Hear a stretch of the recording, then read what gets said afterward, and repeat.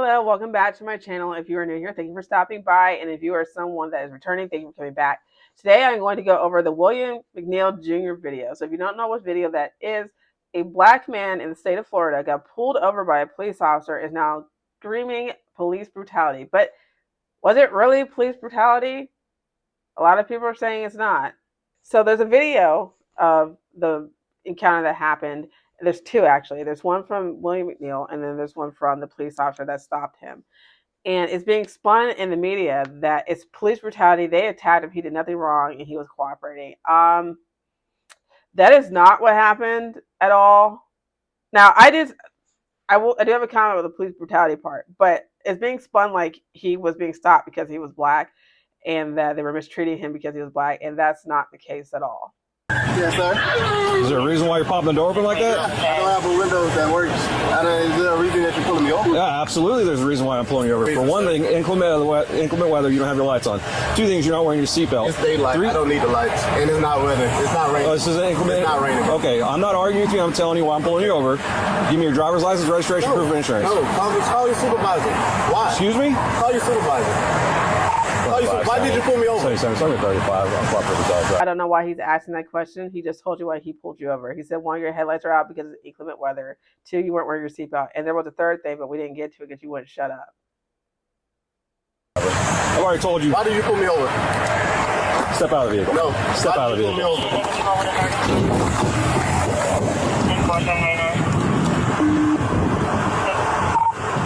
25 seconds. For 94, the driver just slammed the door and locked it. Call your supervisor. Yep.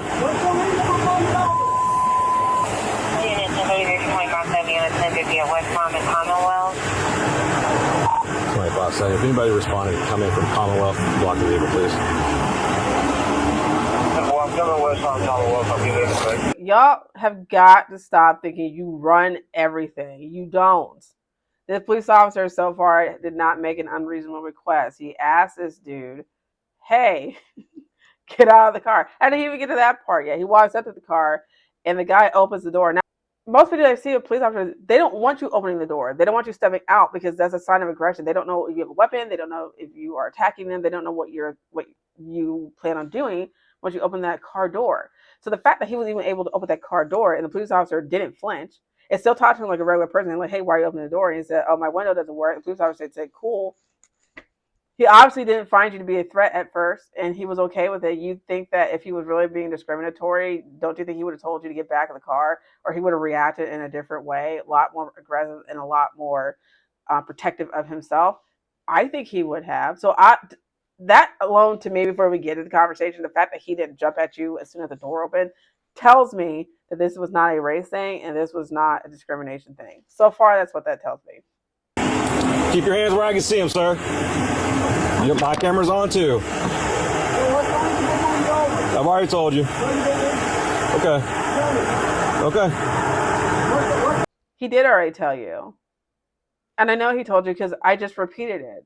And by the way, telling a police officer to call their supervisor, you're allowed to do that, sure, but that does not mean that you don't then listen to what the police officer is telling you. That's not how the law works. A lot of these encounters with police officers, not all of them, granted, not all of them, but a lot of these encounters with police officers don't need to get escalated this far. They get escalated this far because people that are being stopped think they know more about the law than the police officer does. Sometimes that is the case. Sometimes they do.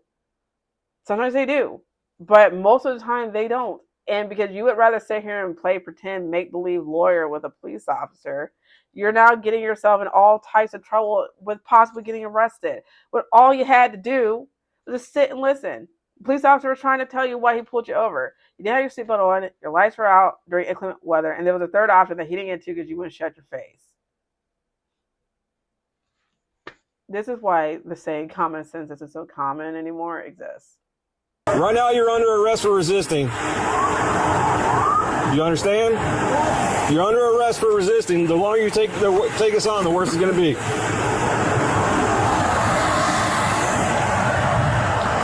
Keep your hands where I can see them, sir. Okay.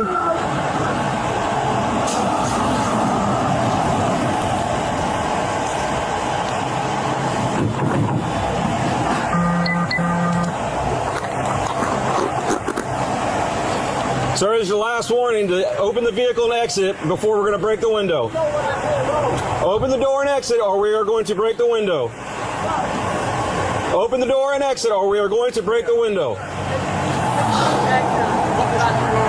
Well, we're conducting a traffic stop right now. You need to. No, he's under arrest. Hey, I'll lock the car. I'm gonna push it up. Open the door and exit. You are under arrest for resisting. Open the door and exit. You are under arrest for resisting.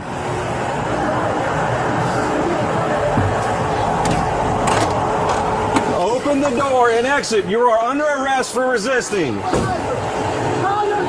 Open the door and exit. You see that? He said, nah, I'm required to ask.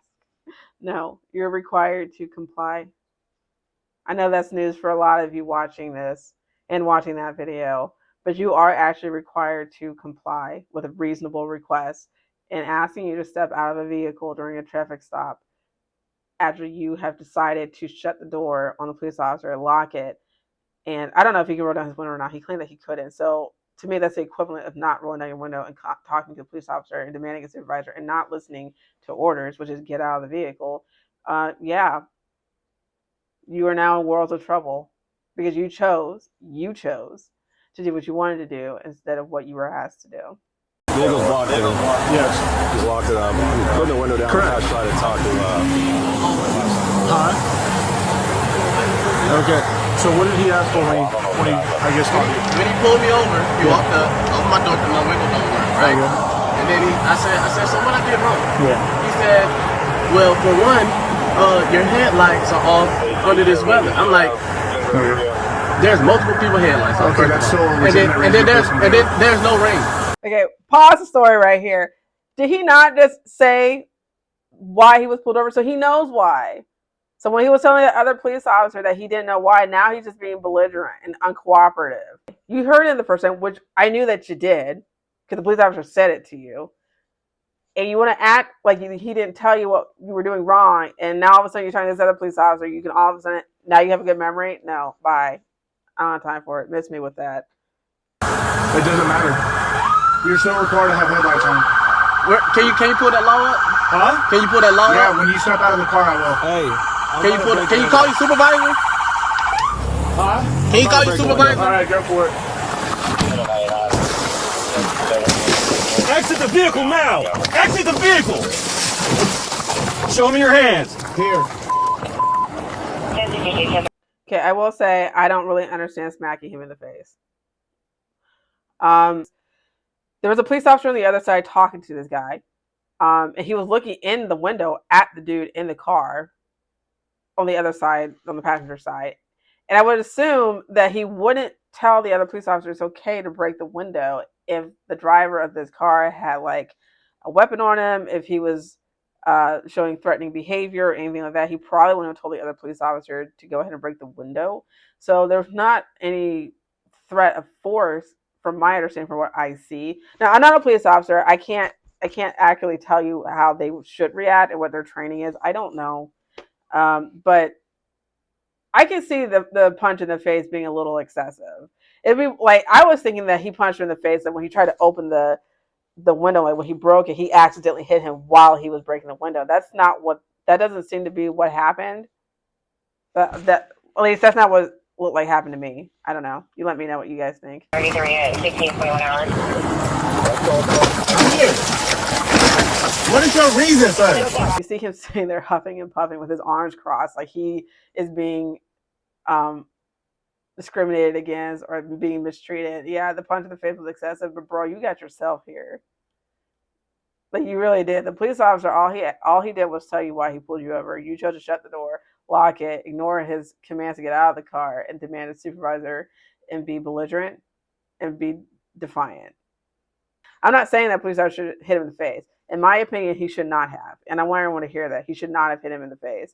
But you are being so extra right now that is really frustrating as a logical person to sit here and watch this and see you act the way that you do. It's almost like it was on purpose on the guy's on the guy's side. Like he was purposely acting this way to get a rise out of the police officer for social media clout. That's kind of that's what it's giving me. Look at how he's looking at the camera right now. Look how he's looking at it. Why would you be looking at I would not be looking at the camera right now.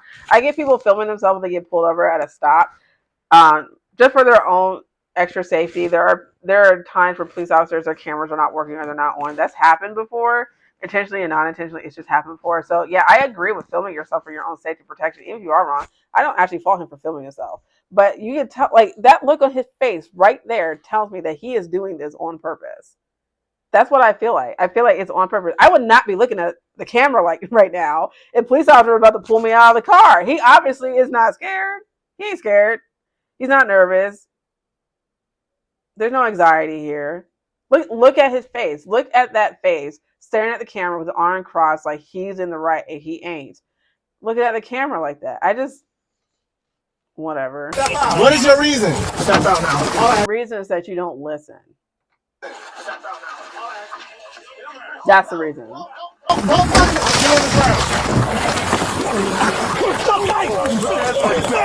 your hands behind your back. Hands behind your back.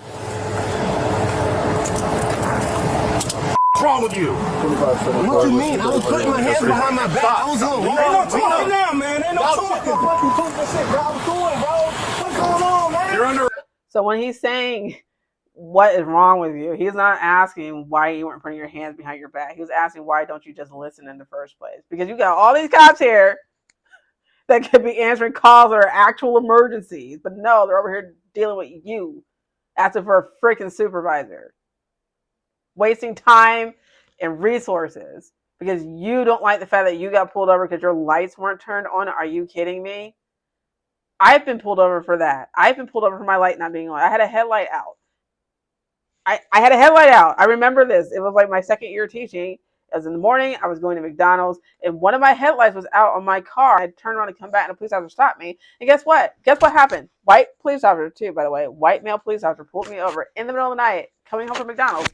And he asked for my license, my registration, all this stuff. I gave it to him. And then he told me, I pulled you up. Well, he told me first why he pulled me over. Then he asked for license stuff. He said, I pulled you over because you have a headlight out. I just want to let you know. No ticket, no write-up, nothing. Just on my way. And that's probably what would have happened if William McNeil Jr. had done what he was asked to do in the first place. So you don't like that your headlights were out and you don't think that that is a reason to get pulled over. So what? Boo-hoo. Like, who cares? If you don't like it, go to court and argue about it. Which you probably would have gotten a ticket for it anyway, but that wasn't even the only reason. Your seatbelt also was not buckled. And then the guy had a third reason too, which he didn't say in the video because you wouldn't stop talking. So it wasn't just the headlights either. And I'm tired of people saying that. I keep seeing that online, like all over headlights. No, it wasn't all over headlights. All over other stuff too, but you didn't get to it because they wouldn't shut up. Something else that's really important that I also noticed that the guy's camera, William McNeil's camera, doesn't get turned on until they're about to break open the window. That's awfully convenient, isn't it? Especially for someone who's so concerned about being pulled over. I definitely would have had my camera running the whole time. But you're only concerned now. Why? And it, like I said, the way he looks in the camera after the police officer busts open is about to open the window. Why do you look like that? You're staring at the camera. Most people will not be staring at the camera in that instance. And it's weird to me that you are. This happened back in February. He had this video this whole time and he never posted it. And not only did he not ever post it, but he never filed a complaint either from what I've read. If you really thought this was injustice, why don't you file a complaint? I sure would be. This is giving GoFundMe. And it's not going to work.